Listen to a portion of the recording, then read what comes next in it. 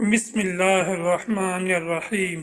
ابو نعیم اور ابن عساکر نے قبیلہ بنی خشم کے ایک شخص سے روایت کی ہے کہ عرب حلال و حرام کی پہچان نہیں رکھتے تھے، بتوں کو پوجتے تھے، اور جب آپس میں کوئی اختلاف ہوتا تو بتوں سے جا کر حال بیان کرتے اور بتوں کے پیٹ سے جو آواز آتی اس پر عمل کرتے۔ بنی خشم کے اس آدمی نے ایک واقعہ بیان کیا ہے کہ ہم آپس میں ایک مرتبہ جھگڑا کر کے فیصلے کے لیے بتوں کے پاس گئے اور جا کر چڑھاوا چڑھایا اور اس کے پاس بیٹھے رہے۔ اچانک اس بت کے پیٹ سے آواز آئی، اے گوشت پوشت والے انسانوں، تم پتھروں سے فیصلہ چاہتے ہو؟ یہ کتنی بے وقوفی کی بات ہے۔ یہ پیغمبر تمام انسانوں کے سردار ہیں اور تمام حاکموں میں یہ سب سے زیادہ منصف اور انصاف والے ہیں۔ یہ نور اور اسلام کو نمایاں کر کے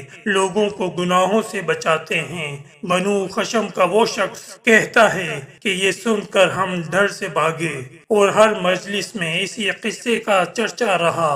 کچھ دنوں کے بعد ہم کو خبر ملی کہ آپ صلی اللہ علیہ وسلم مکہ میں پیدا ہوئے اور آپ صلی اللہ علیہ وسلم نے مدینہ منورہ کے لیے ہجرت فرمائی۔ یہ خبر پاتے ہی ہم سب مسلمان ہو گئے۔